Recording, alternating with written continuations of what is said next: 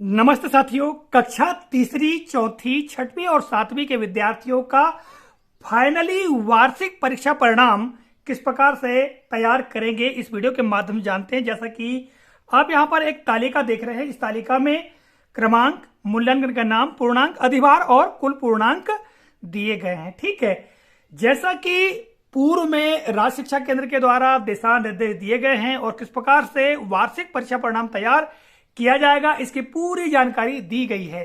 ठीक है, तो उसी दिशा निर्देश के आधार पर इस तालिका के माध्यम से मैं आपको बताने का प्रयास करूंगा कि सत्र 2024-25 के लिए विद्यार्थियों का वार्षिक परीक्षा परिणाम कैसे तैयार किया जाएगा। तो यहां पर जैसा कि आप देख रहे हैं, 4 तरह के मूल्यांकन के आधार पर ही विद्यार्थियों का वार्षिक परीक्षा परिणाम तैयार किया जाएगा।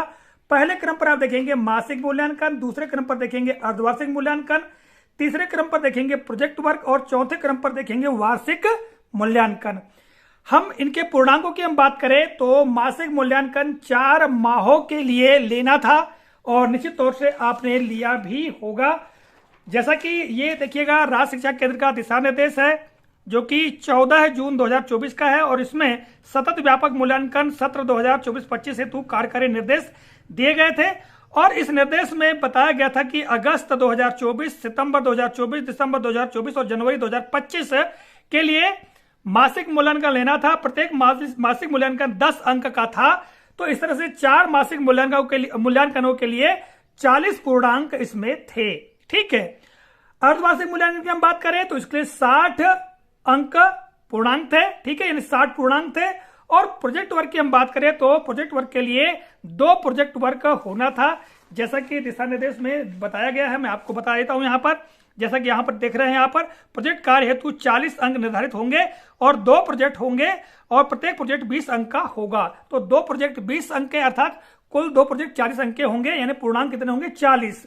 ठीक है, वार्षिक मूल्यांकन जैसा कि अभी अभी हुआ है, हमें ज्ञात है, और यह भी 60 अंकों का था। अब हम अधिभार की हम बात करते हैं तो मासिक मूल्यांकन, अर्धवार्षिक मूल्यांकन और प्रोजेक्ट के लिए केवल अधिभार निकलेगा। वार्षिक मूल्यांकन के लिए अधिभार नहीं निकाला जाएगा। ठीक है, अब यहां अधिभार की जो गणना है इसके बारे में इस वीडियो में पूरा बताने का प्रयास करूंगा, किस तरह से हम अधिभार निकालेंगे। साथ में एक विद्यार्थी का जो परिणाम है उसको भी निकाल के बताऊंगा कि किस तरह से एक विद्यार्थी के जो प्राप्तांक है वो ज्ञात किए जा सकते हैं। तो यहां पर मासिक मूल्यांकन, अर्धवार्षिक मूल्यांकन और प्रोजेक्ट वर्क का ही अधिभार निकाला जाएगा। वार्षिक मूल्यांकन का अधिभार नहीं निकाला जाएगा। अब अधिभार की हम बात करें तो मासिक मूल्यांकन के लिए 40 अंकों का केवल 10% अधिभार होगा। अर्धवार्षिक मूल्यांकन के लिए 20% का अधिभार होगा और प्रोजेक्ट वर्क के लिए भी 10% का अधिभार होगा। ठीक है, तो इस तरह से मासिक मूल्यांकन के जो विद्यार्थी के प्राप्तांक होंगे, ठीक है, वो किसमें जुड़ेंगे? वार्षिक परीक्षा परिणाम में जुड़ेंगे। तो मासिक मूल्यांकन का जो अधिभार है वो वार्षिक के लिए 10 अंक होगा। अर्धवार्षिक का जो अधिभार है उस अधिभार को निकालने के बाद पूर्णांक वार्षिक के लिए कितने होंगे? 20 होंगे। और प्रोजेक्ट वर्क के लिए भी 10% का अधिभार निकाल करके 10 अंक होंगे और वार्षिक मूल्यांकन के कुल 60 अंक होंगे।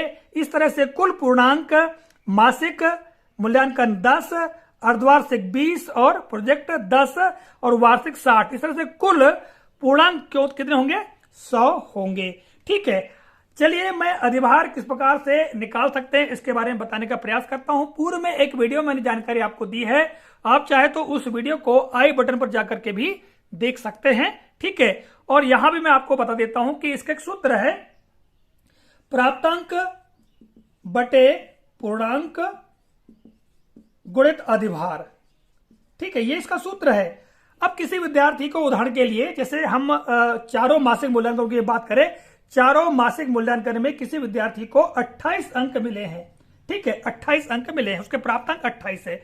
अब सूत्र के अनुसार हम प्राप्तांक 28 हो गए, पूर्णांक कितने हो जाएंगे? यहां पर 40 और अधिभार कितना निकालना है? 10। इसमें 10 का गुणा कर देंगे। ठीक है, अब इसको हल कर लेंगे तो हल करना आसान है। ठीक है, सीधे 10 को 40 कर दें या 0 से 0 कर दो। 4 का भाग हम 28 देंगे तो कितना आ जाएगा? 4 का भाग देंगे 28, 4 7 28।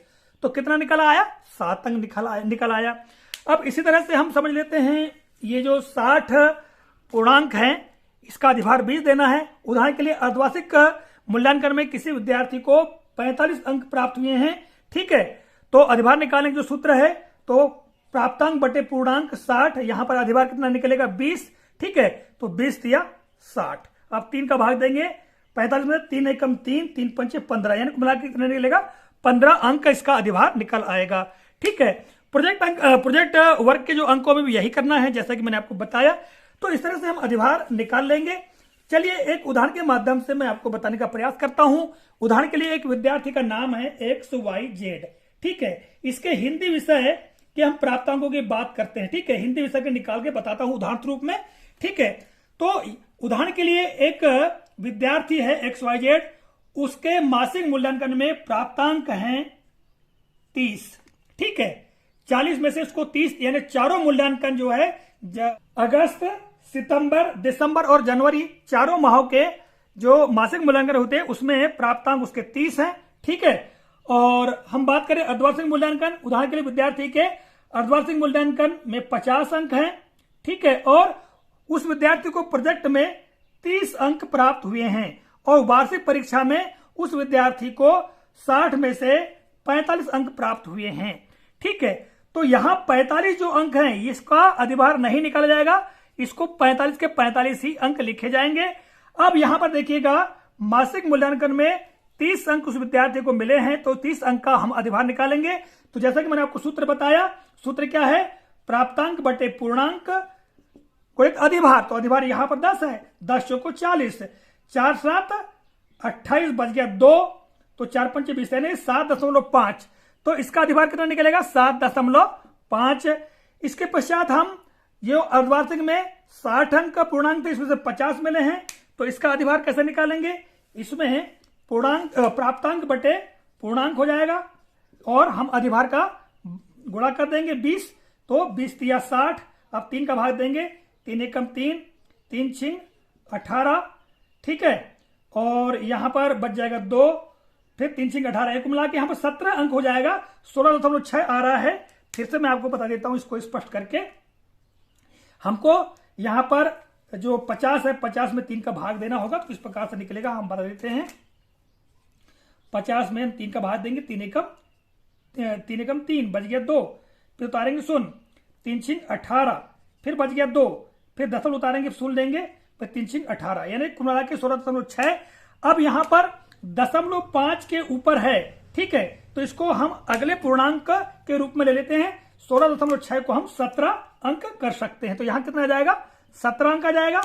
ठीक है, इसके पश्चात प्रोजेक्ट के अंकों की हम बात कर लें, तो किसी उस विद्यार्थी को 30 अंक मिले हैं। ठीक है, तो इसका अधिभार निकालेंगे 30 बटे 40, अधिभार 10 अंकों का निकालना है, 10 चौको 40, 4 7 28 बच गया 2 और 4 पंचे 20, 7.5। तो इस तरह से यहां पर ये जो अधिभार है तीनों के लिए निकाल लिए और वार्षिक मूल्यांकन में उसको 45 अंक मिले हैं। अब हम इनको जोड़ लेंगे।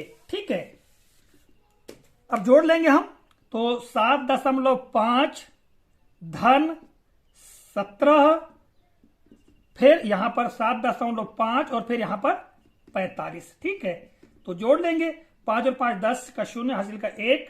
ठीक है, 1 और 7 8, 8 7 15 और 15 और 7 22, 22 और 5 27 के साथ हासिल का 2, 2 और 1 3, 3 और 4 7।